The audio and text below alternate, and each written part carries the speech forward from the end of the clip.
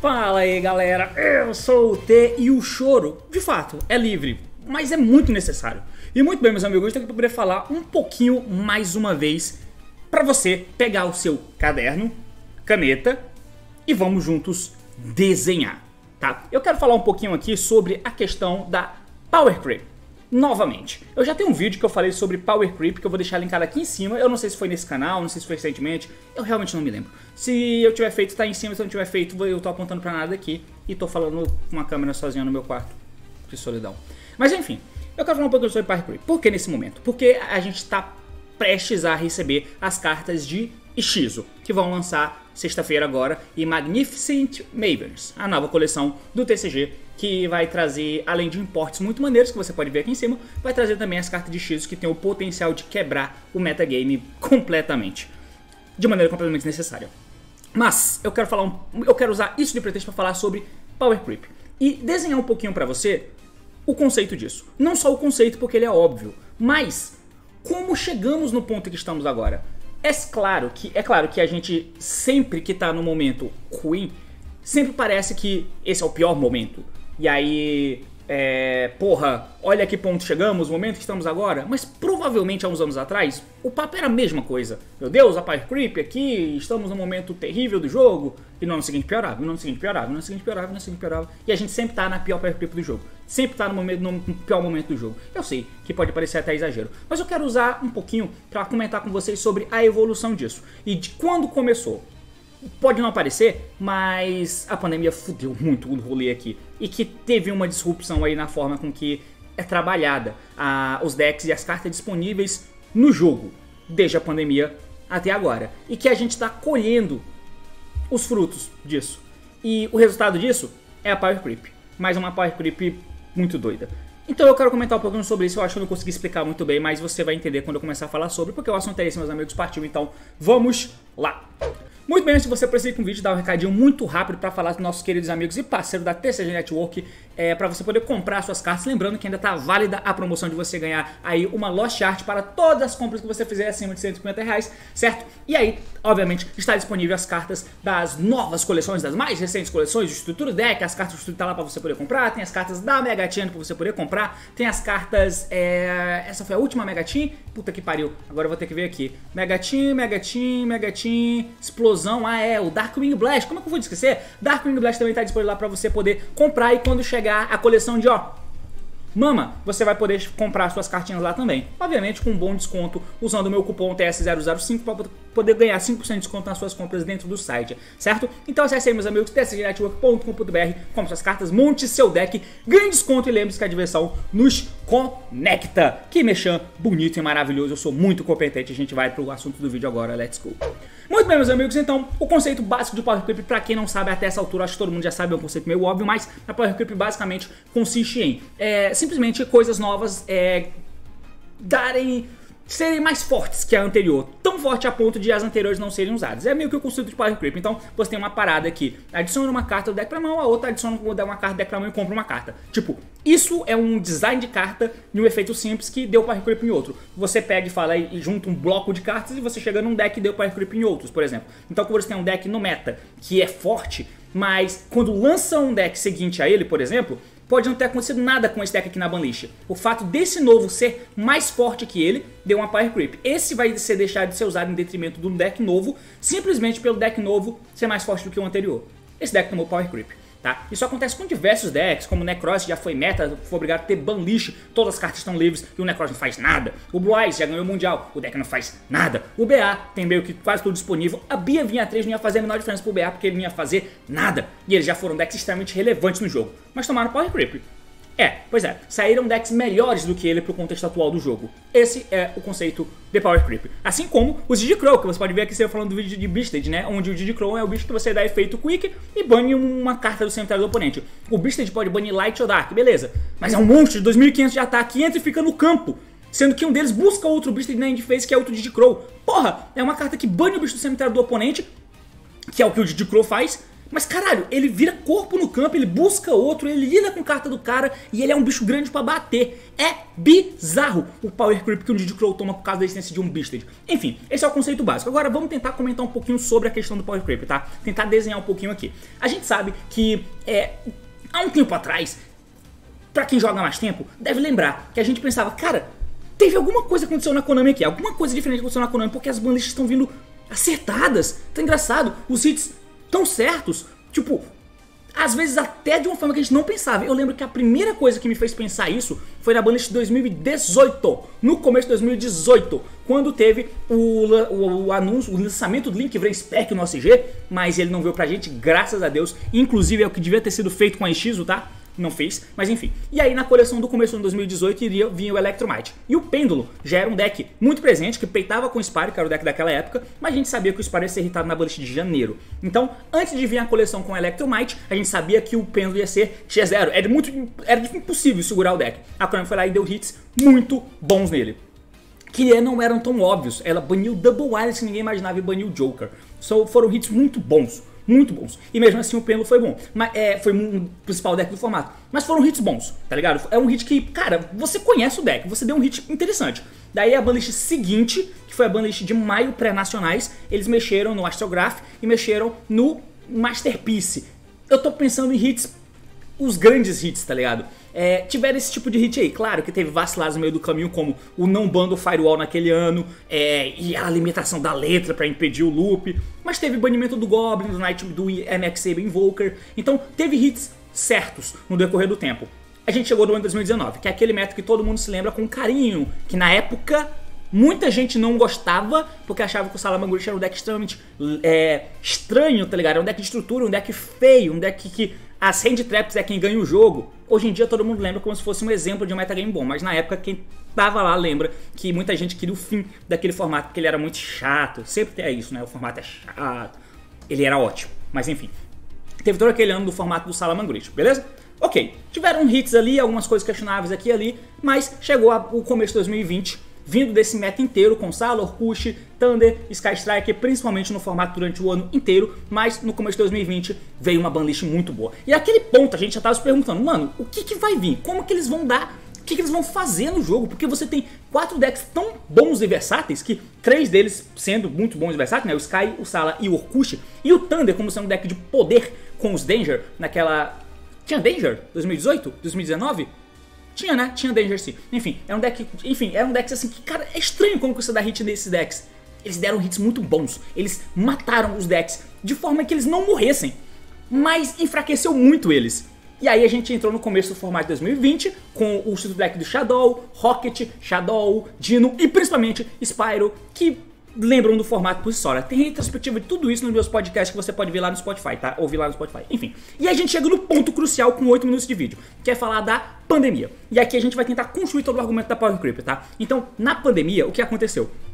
Aconteceu a pandemia, né? Então, sem torneios, sem coisas relevantes, as banlists não aconteciam porque não tinha pra onde olhar, mesmo que o DB tivesse a todo vapor com os torneios, simulando o que estaria acontecendo na vida real caso tivéssemos torneios. E teve o lançamento da Dual Overload, que trouxe o Fiber, o Anaconda, o Auroradon, todos os links que faltavam do Link Vrain, o Union Carrier, todo esse tipo de carta aí. Junto também, obviamente, com uma boa banlist que baniu a Master Plan, a Taiga e algumas outras cartas, mas veio essas cartas do Link Vrains, veio a Adamantium e o Elvish. Pronto. Todo mundo lembra como foi aquele ano, muito bizarro. Mas aqui é só o começo, é só o começo. Por quê? Com isso em vista, quando a Konami deu os hits no deck do meta anterior de 2019, os decks que ficaram em vigência eram decks antigos. O Spyro teve o suporte do Magician Souls, apenas. O Shadow teve suporte do Turo Deck.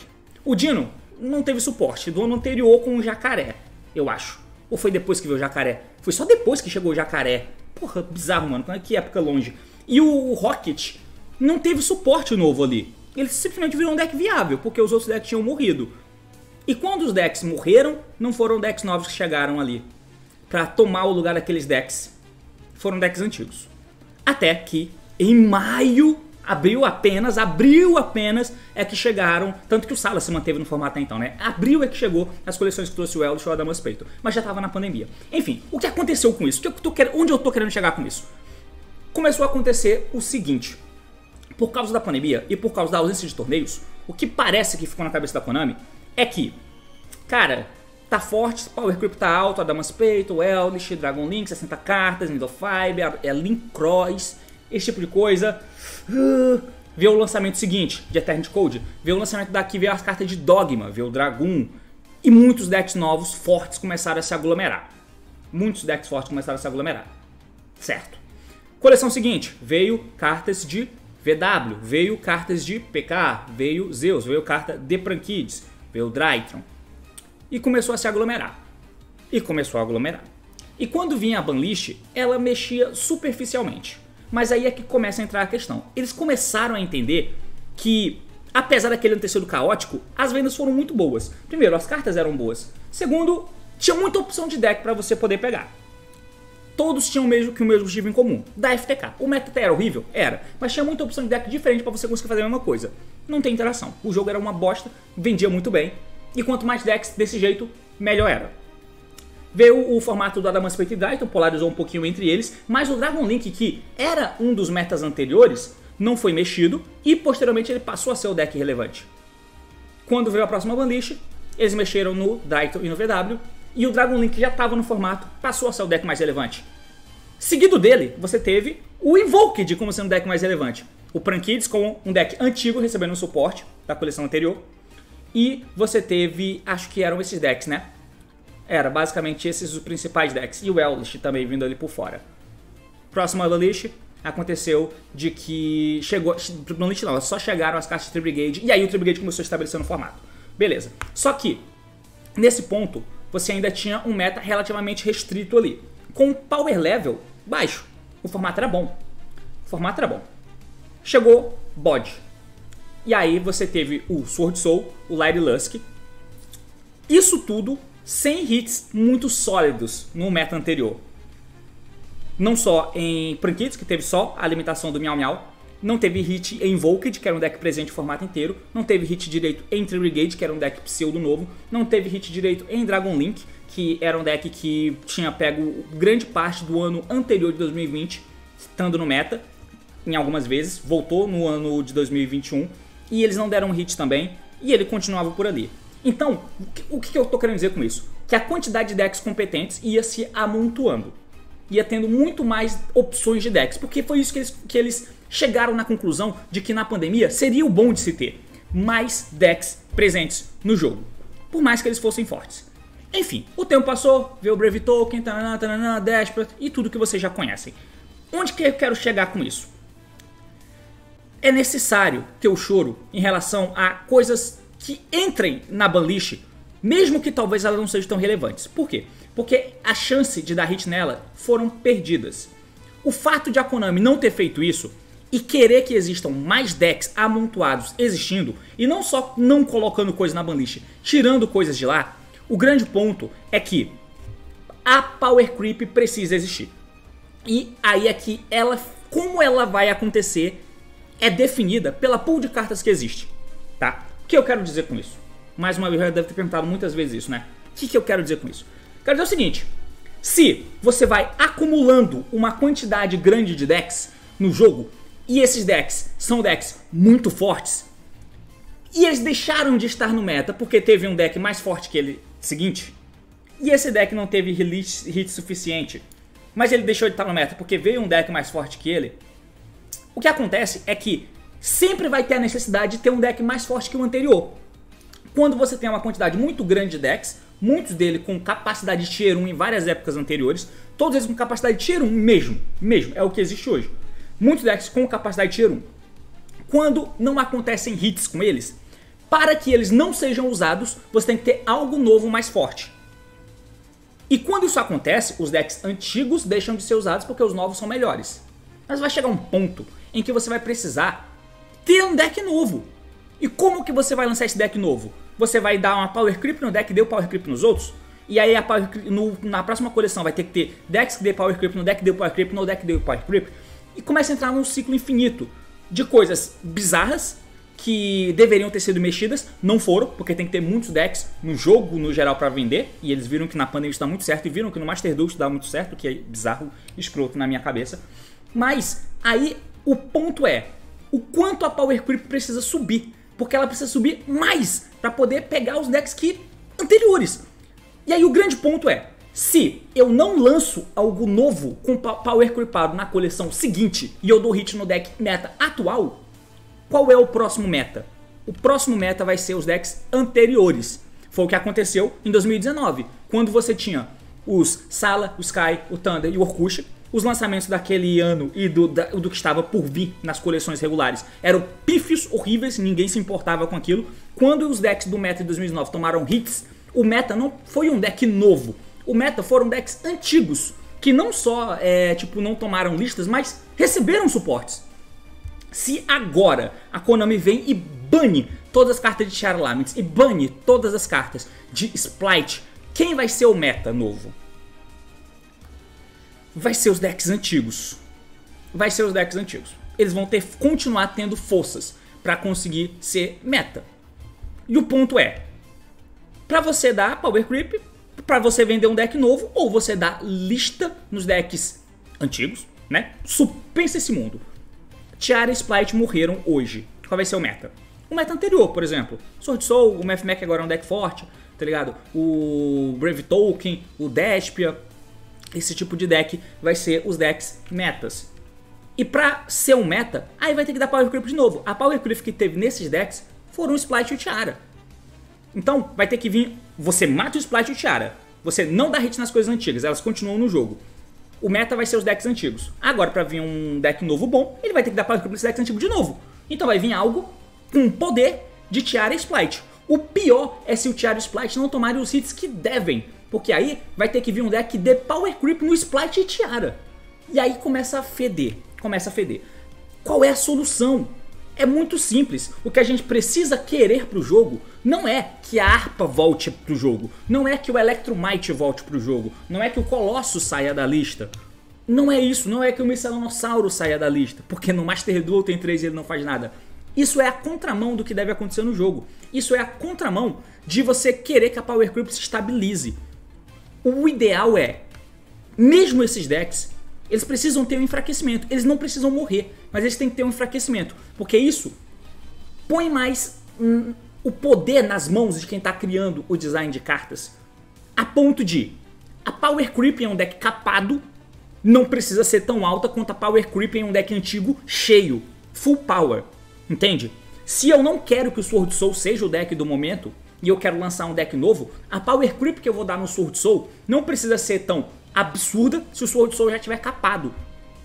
E ao mesmo tempo, eu não posso me dar ao luxo, eu tô dando um exemplo, tá galera, de um deck de teto baixo que é o Sword Soul. Ao mesmo tempo, se eu quiser dar Power Creep no Sword Soul, eu não posso lançar um deck com Power Creep no Sword Soul baixo, o Sword Soul capado, porque se eu fizer isso, sei lá, Invoked vira meta, e o Invoked é um deck antigo pra caralho, entendeu? Então esse é o cuidado que tem que acontecer. Eu tenho que ter cuidado pra da lista no deck atual, o deck seguinte não pode ter a Power Creep, ele não vai ter a Power Creep tão alta, mas ele não pode ser tão baixo a ponto de um deck antigo que não tomou lista virar meta, o Dragon Link voltar a ser meta. Pra isso acontecer, o Dragon Link tome lista, o Invoked que tome lista também. Em algum ponto, ele não precisa morrer, mas ele precisa enfraquecer, para que não tenham brechas para eles voltar dessa forma. A menos que eu, Konami, planeje isso. Se eu tiver um plano de ter um suporte para ele, como teve pro Pran Kids, como teve pro sei lá qual outros decks aí, se eu não tiver isso em vista, que esses decks não voltem, entendeu? Para isso, eles devem tomar listas, para que o meu deck atual, ao tomar lista e morrer no formato, para que a Power Creep que eu vou dar não precise ser tão grande. Porque, tirando o deck meta, os decks antigos que seriam os melhores não são já mais tão bons, porque eles sofreram hits. A Power Creep vai ser menor, entende?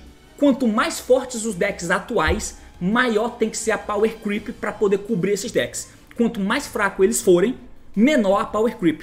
Então, ao invés de ter um deck que mila 20 cartas, vai ser um deck com um teto menor, com um poder menor, entende? Isso é bom, porque isso mantém o jogo mais em controle, o jogo mais controlado, com um teto bem menor.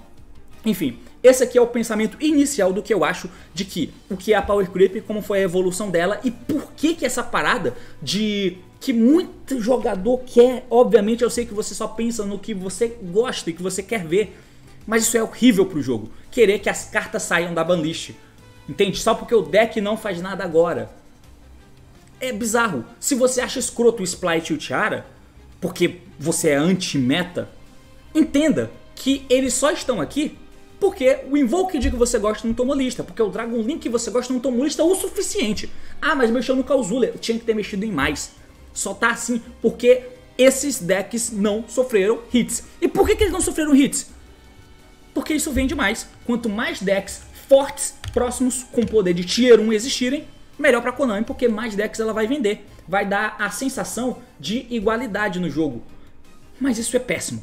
É péssimo em vários sentidos. Competitivamente, óbvio. E pra quem não joga competitivo, é péssimo também. Porque a distância do teu deck pro deck Power Creepado fica alta. Você tá satisfeito tendo o teu Invoked que não sofreu lista, jogando contra um Tiara Laments que existe, por exemplo? Talvez você tivesse mais chance com o teu Invoked capado e o deck novo não fosse tão Power Creepado assim. Talvez você tivesse mais chance se você conseguisse dar a Hand Trap nesses decks e eles não conseguissem necessariamente fazer jogada. Não seria necessário fazer um Splight que toma 2, 3 Hand Trap e consegue fazer alguma coisa. Entende? Esse é o grande ponto. Mas, óbvio que esse não é a única coisa. Tem um outro grande fator que é o OCG. Ele é um grande vilão nessa história. Um grande vilão. E eu fiquei muito tempo falando, olhando só pra câmera. Espero que você não tenha desistido, porque eu só fiquei mexendo aqui, falando. Eu não coloquei nenhuma imagem na tela. Mas o grande vilão, um dos grandes vilões, é o OCG. Mas esse é assunto para o próximo vídeo que eu vou postar em seguida, tá? Por hora é basicamente isso. Se você conseguiu entender o meu desenho, deixa aí nos comentários. Se não, sei lá. É basicamente isso. Valeu, falou. Até mais.